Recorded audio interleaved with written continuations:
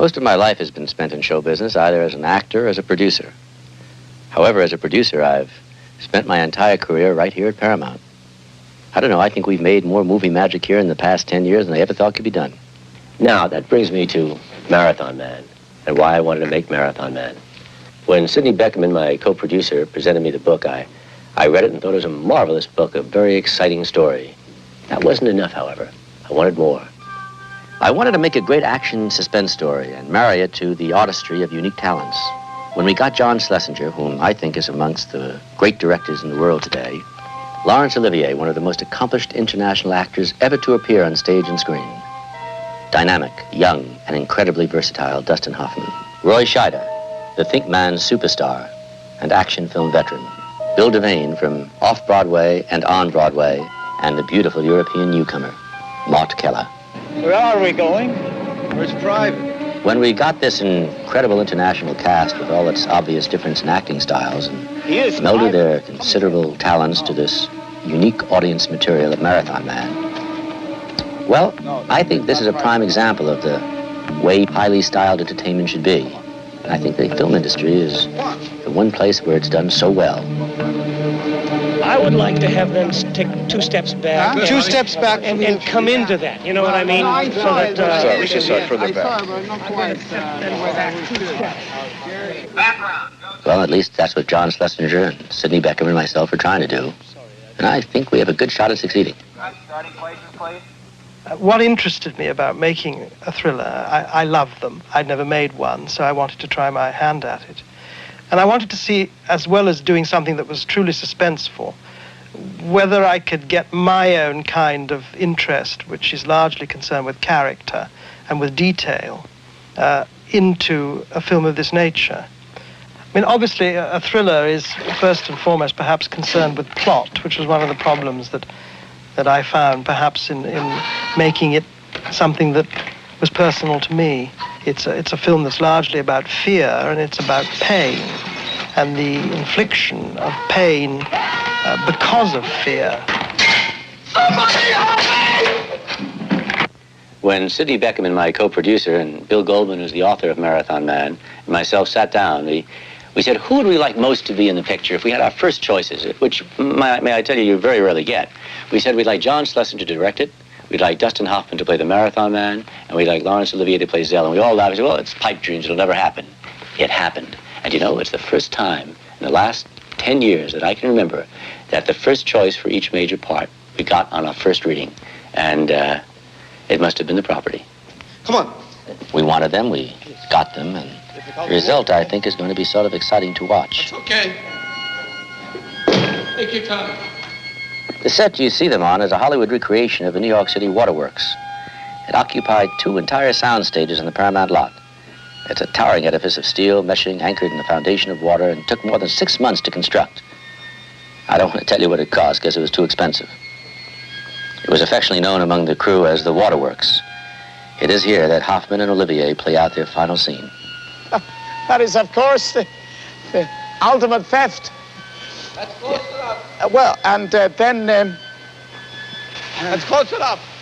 Laurence Olivier is an actor who relies completely on text, on the written word as it appears in the script. And it was fascinating to watch his formal interpretation of the role. One becomes hysterical. Might be more conversation, no? I don't think. I hate that for the putting down. Somehow I don't hear it coming off of what we're talking about. Just the words, then there No, was the sense. you understand? I've got to bring it back to that. Oh, So I force it back to that. I see. And the easier way to force it is to find an excuse for what you just accused me of, which makes you say Jesus Christ. Right. So I say, well, that one was in a state of hysteria. And then I open it, thinking I'm now going to dazzle you beyond asking any questions. But you're not to be that kidded. So I say, well, aren't you going to take a closer look than that? Dustin Hoffman, however, is from an entirely different school of acting. He's more of an organic actor, and he depends upon the art of improvisation as a means to arrive at his end. I mean, what I feel emotionally is... What you just... I didn't know till now. That's it. So you said it? I shouldn't say till you said it. No. Well, leave it. You mean it's too many lines? Yeah. I didn't know till now. Yeah. I feel like saying I didn't know till now. Yeah. Although English is not Mart Keller's native language, she learned quickly and picked up on the improvisation from Dustin. Explain to me, my brother! We had some hard times up at Pound Ridge where we're shooting a sequence where we had some rain and it's the climax of the film and it's a somewhat emotional scene. And we were improvising a lot of it and she just had difficulty. So it's the old story that you have as an actor that you try to learn from is that you have to work the reality. If you're having trouble shooting, you try to, whatever that trouble is, try to find a way of admitting that into the scene. The fact that she can't think in English, find a way to let that be the character having trouble, suddenly being able to think in English. And simply we tried to do that in that scene. Laisse-moi t'expliquer, je veux te dire la vérité. Let me explain. No. Let me explain what's really... I didn't know what's happening. Let me explain. No! We did get to the point where we were really, tigers at the gate. Let me explain, please. Explain where they're coming! I didn't know what's really happening. When do you think they're coming? And I mean, I hate to be repetitive in that way, but we didn't speak to each other from about 1 o'clock in the afternoon on. It was the first day and for the next 3 days. I mean, if you ever hated each other, it was then. And then we saw it on film, and it works, and it pays off. And suddenly, we're friends again.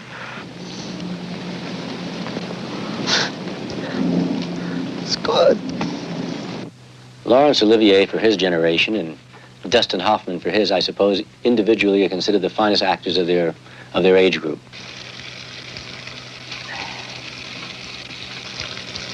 Is it safe? You talking to me? Is it safe? It's what safe? Is it safe? Lord Olivier said that he was having breakfast with his secretary and at his home in Beverly Hills just prior to coming to shoot that sequence. And he's looking out at the garden, he's seeing this gardener cutting the roses, and he's watching him. And the man is cutting these roses with such delicacy, as he related it to me, with such care, with such love, so carefully. And it suddenly occurred to him, he says, that's the way I should play that scene. He said, I, as this Nazi who knew about being a dentist, who was going to get answers out of me, should approach the scene with that tool that I use, with that kind of delicacy, with that kind of love. Relax, relax. Come on, open. Okay. Well, that's a brilliant choice for an actor, because that's the correct way of working. So you do not condescend to a character. You don't think of the character as a villain. You don't think of him torturing, because he doesn't think of himself that way. No, I should think it would. Get better care of your teeth. You have quite a cavity here. To put them in a picture together, well, it does cause sparks. And when they ignite... Is it safe? They ignite. Audiences around the world became aware of Roy Scheider when he was starred in Jaws. I think Marathon Man will make him a big star. I think he's going to be the Bogart of the 70s. He's uniquely built. He has a marvelous, rugged face. When we were in Paris shooting the scene with an assassin, he went through the fight scenes without a double. He did everything himself. Hurt himself pretty badly, but wanted to do it himself. You think when you leave the bank, someone's going to rob you? Who would do such a thing? Obviously, you think I would. Well, I trust you. You never could. You only had to. We're talking of my safety. May I be candid? Yes. I couldn't give up.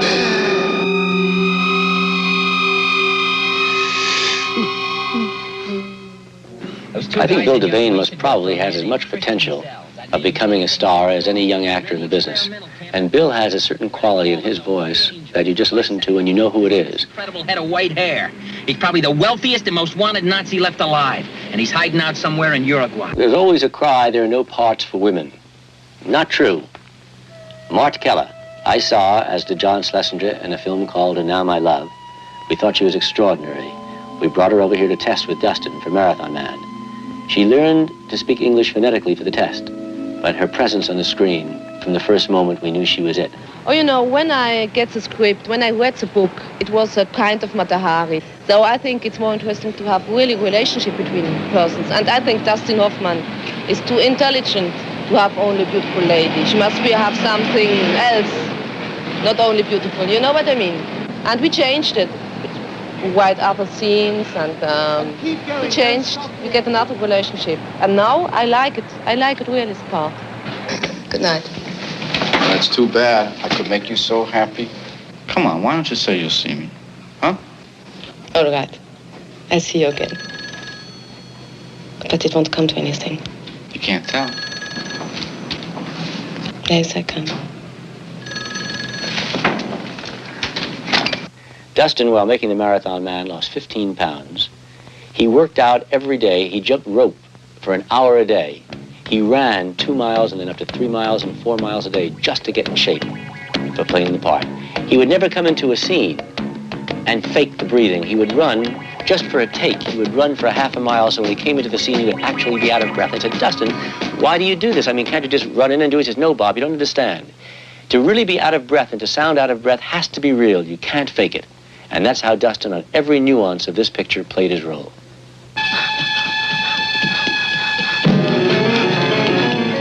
This scene was the most difficult scene in the film.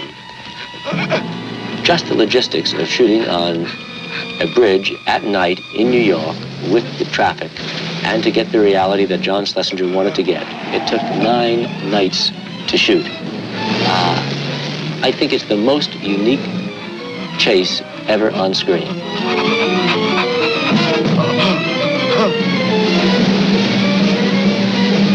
Run him down! Run him down!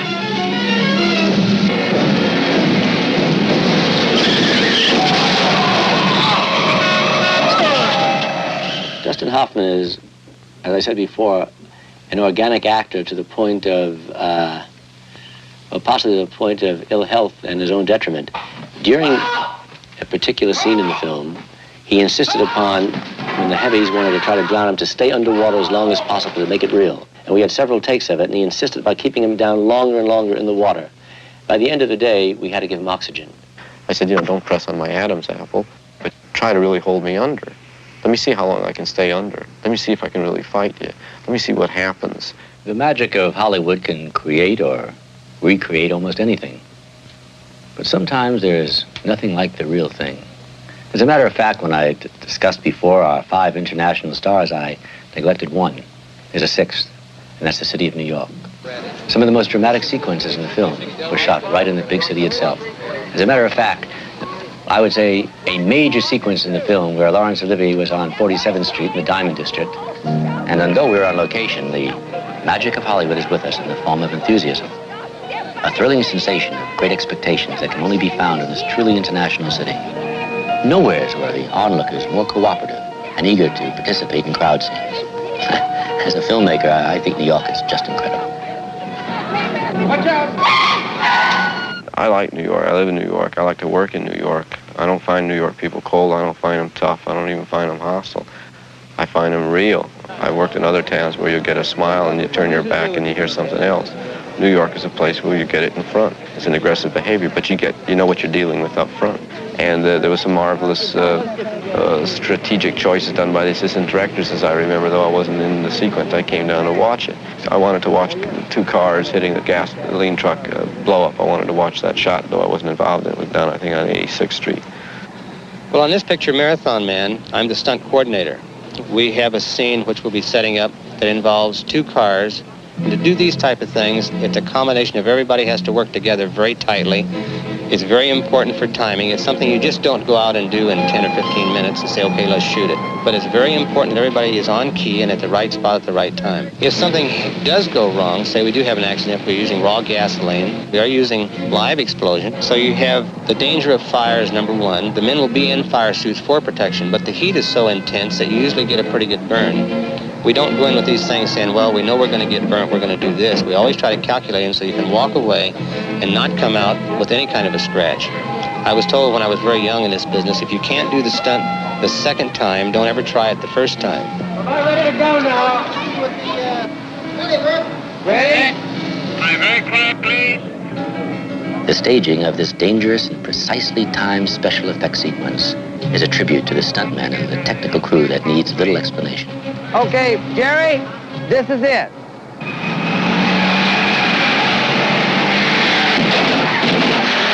I'll show you. Come on, get out of here.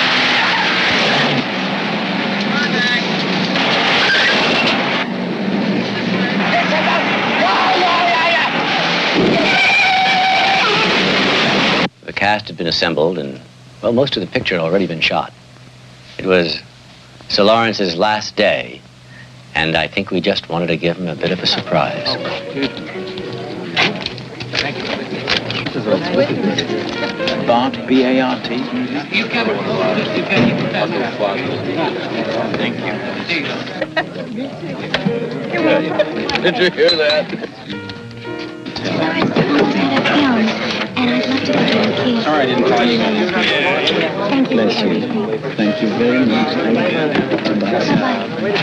If we may, please.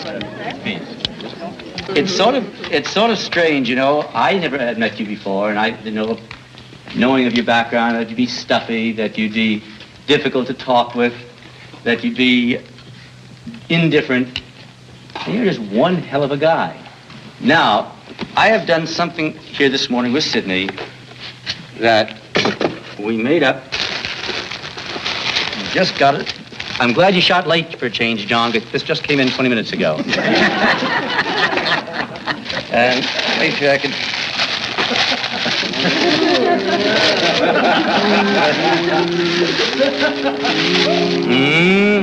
If I may. Yeah. There you are.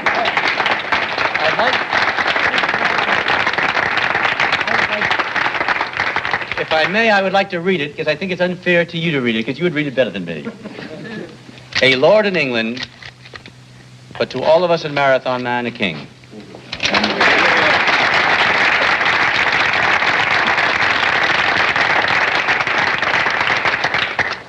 Dear Bob, Sydney, John, Dustin, Martha, yours, what? Uncle Bill. I'm terribly touched by this beautiful thing. It's very sweet. Thank you. I've had the most marvelous time in this ancient burg that I've ever known here. And I've been here on and off for 45 years. And I've never known anything so beautiful as the way in which I have been welcomed by all my old friends, and there are many, many, many of them. I'm very, very rich in friends, here particularly. And now I've made a whole host more friends, all of you. And I can't tell you how happy you've made me and how happy you're making me now. My voice is a little shaky, but je suis un peu émuriste, but I'll explain that to Dustin. The Marathon Man would like to say a few words. To make a toast, I would like to toast to my Lord on behalf of John and myself. In working these weeks, it occurred to me, as I think it occurred to John, that we were not, at least to me, it occurred to me, and as a matter of fact, yesterday when we were up on that set, and it was rigorous, that I have not just been working with a great actor. It occurred to me I've been working with a soldier, a great soldier, and not an artist, an important artist. And you don't work with maybe more than one or two in a lifetime. To you, sir, an important artist. Salute you for your help.